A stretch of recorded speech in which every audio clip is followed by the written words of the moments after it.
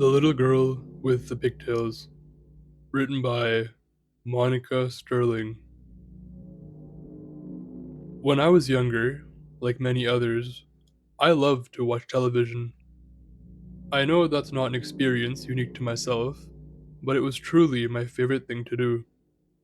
Undoubtedly, my favorite channel in my younger years was Noggin.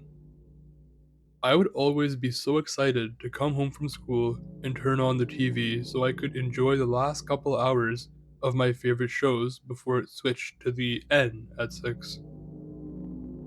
I loved Moose A Moose and ZD Bird, and I absolutely adored all the little skits and songs they would put on in between the shows. Truthfully, I mainly watched Noggin just so I could see them. I was pretty impartial to the actual TV shows that would air on the channel. I remember how disappointed I would be when the sign off sequence would begin just before dinner time, despite the fact that Done Day was a favorite song of mine. Though I was bummed that my noggin viewing was coming to an end, I would sit in front of the TV in my living room singing along until it was time to turn it off. I was in kindergarten when my noggin fixation was at its peak, so I wasn't allowed to watch TV past 6 o'clock anyway. When I complained about this to my parents, they told me that only the mature shows aired past that time, and that Moose A Moose and ZD Bird would be back the next day. When I asked them if I could watch a little bit of the end, just so I could see what it was, they told me that the shows they aired were too scary for children, and that it would likely give me nightmares. Being a kid who was spooked easily, I decided to take their word for it and just find something else to do. My mom was a nurse, and she usually came home around 6 on the nights that she worked. Occasionally, she would have to pick up overtime, so there were some nights she would come home a couple hours later. My dad, however, would already be home, as he started work early in the morning and ended his days early into the evening. I remember one particular day in November of 2007. My mother happened to be working later than usual, which again was completely normal for her job. My dad also happened to have started work a bit earlier in the morning than he usually did, as he was a bricklayer whose hours could vary slightly. Because of this, he would sometimes fall asleep on the couch not long after coming home from work. This day was no exception. On this night, I remember sitting in the living room, watching Noggin, just as I usually had done. My dad had been sitting on the couch behind me, but I noticed, just before it was time to turn the TV off, that he had fallen asleep. Silly dad, I thought. However, this had given me what I thought was a brilliant idea. In my house, there was a television in the basement as well, that was connected to cable. It was what my dad used on nights when he would invite his work friends over to watch whatever big sports events were going on. Even though my parents were usually the ones to turn on the television for me, I memorized which channel number Noggin was on. It's also worth noting that despite being easy to scare, I had just celebrated my first Halloween without crying a single time while trick or treating, so I felt much braver than I had ever felt before. This newfound bravery inspired a new curiosity inside of me as to what the N was really about and why my parents had kept it from me all this time. My plan was that at approximately 5:45, I would switch off the TV in my living room in case my dad woke up and noticed that I had neglected to turn it off, as I had always been instructed to do. This would give me enough time to head to the basement and turn on that TV so that I could avoid being caught past my allotted watch time. So that is exactly what I did. I made sure to shut the basement door behind me and tiptoed down the stairs as quietly as possible.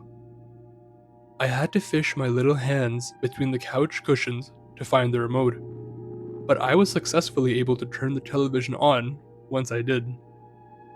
When the screen lit up, my little fingers pressed 258 on the remote.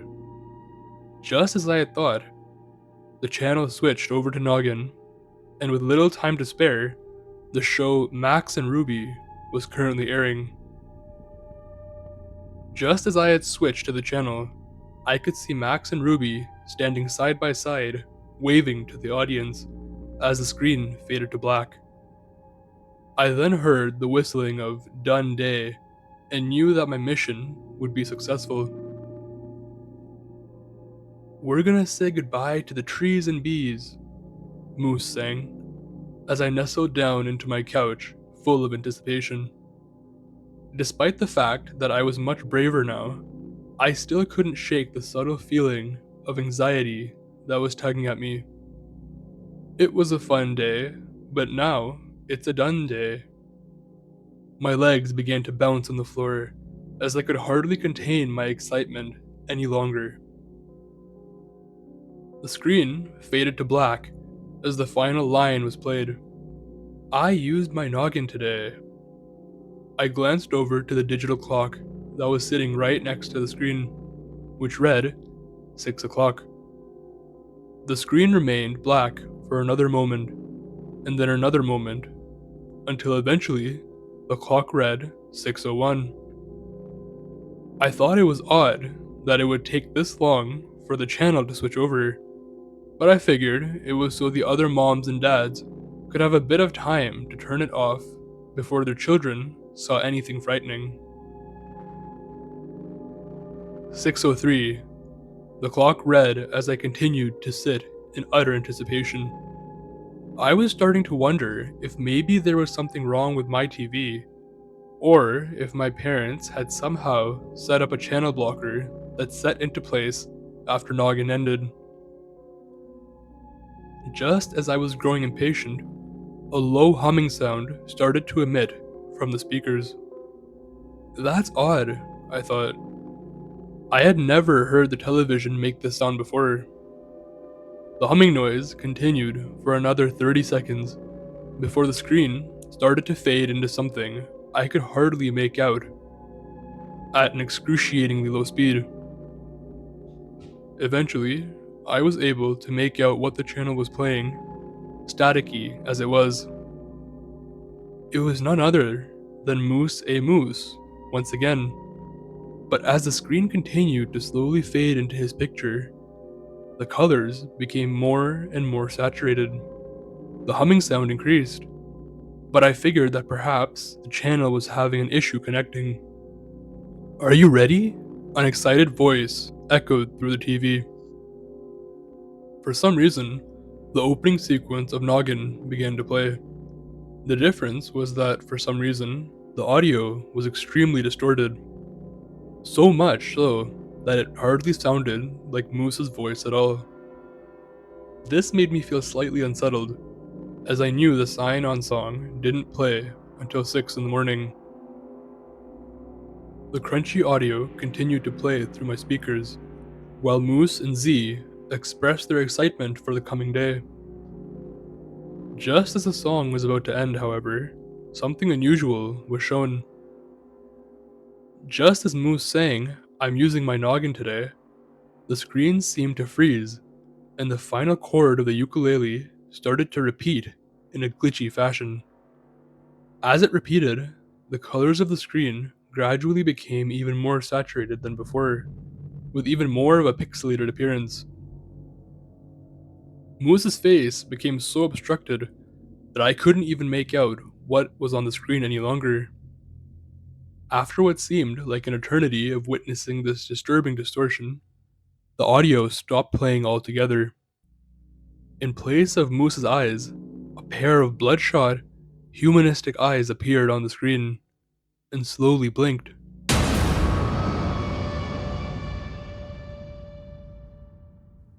When they reopened, the white of the eyes had turned completely red.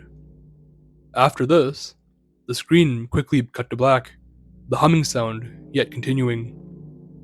I was frozen on the couch in fear.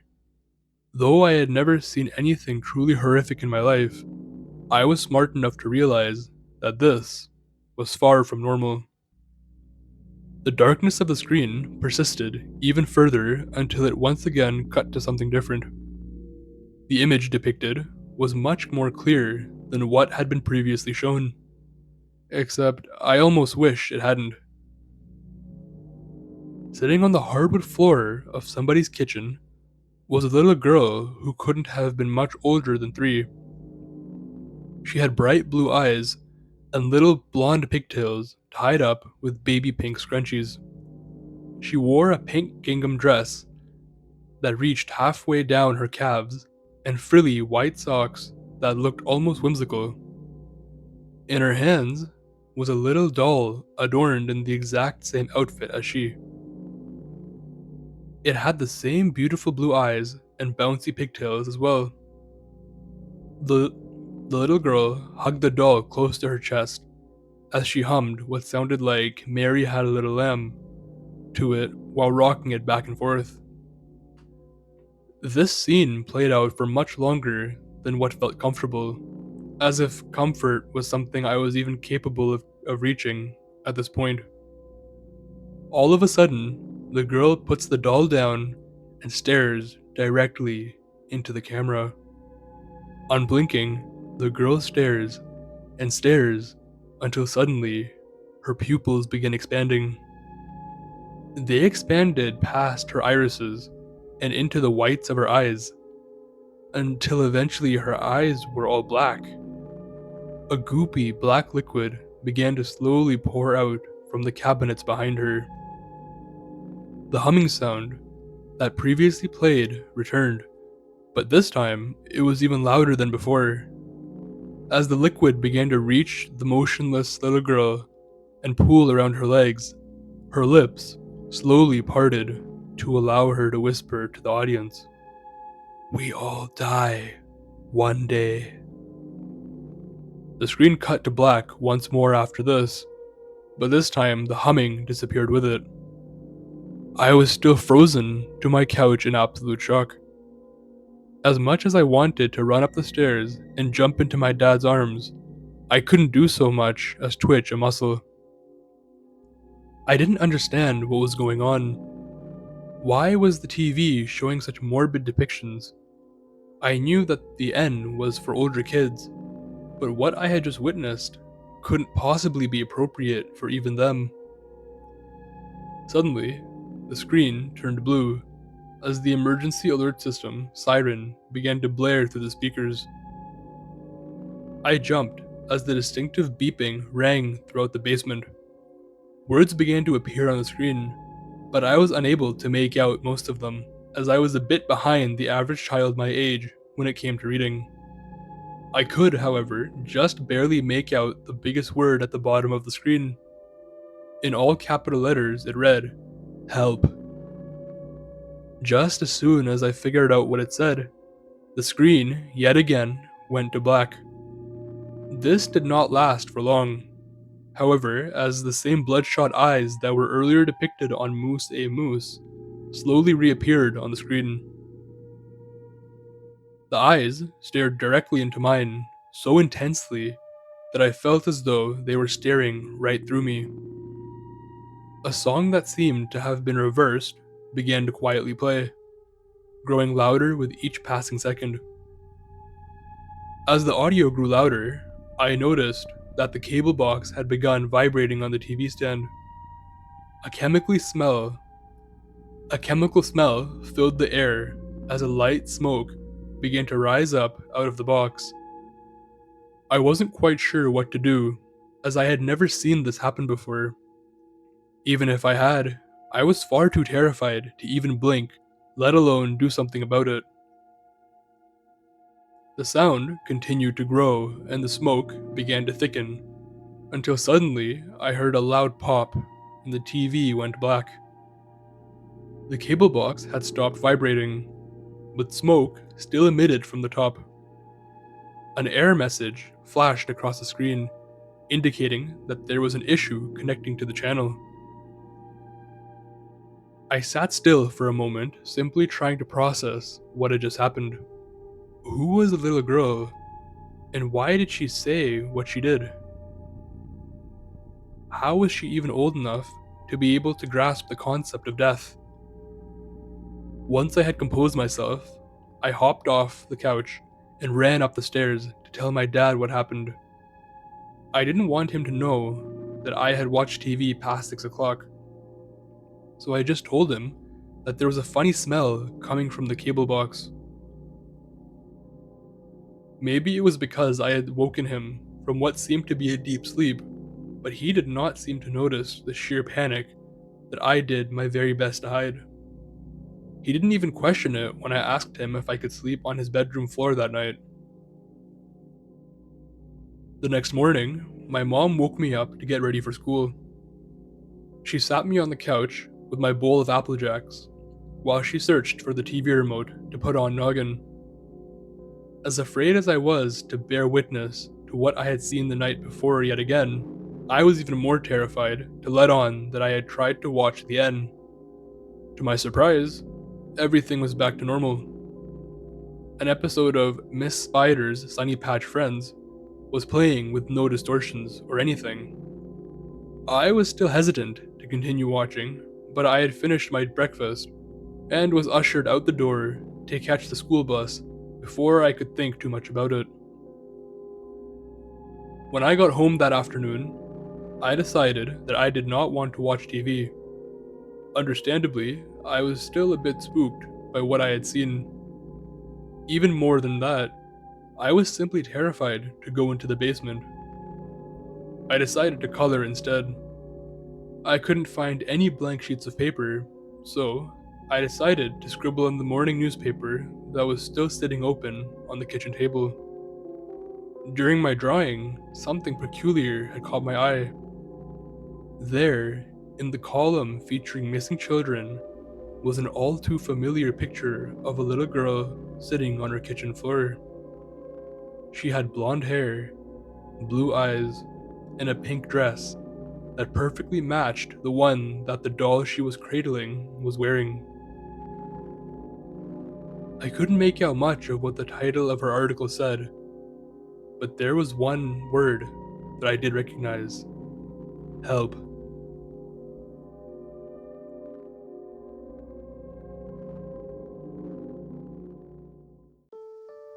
Hey, I hope you enjoyed the video. If you did, please be sure to click on the video on the screen. Also, if you feel like it, please like this video and subscribe to my channel so I can grow it and continue to provide you with high quality content. If you want to stay updated with my work, check out my socials in the description and feel free to reach out with ideas, suggestions, or just to say hello. I'll see you guys next time. Stay safe, and most importantly, keep traveling down the dark path.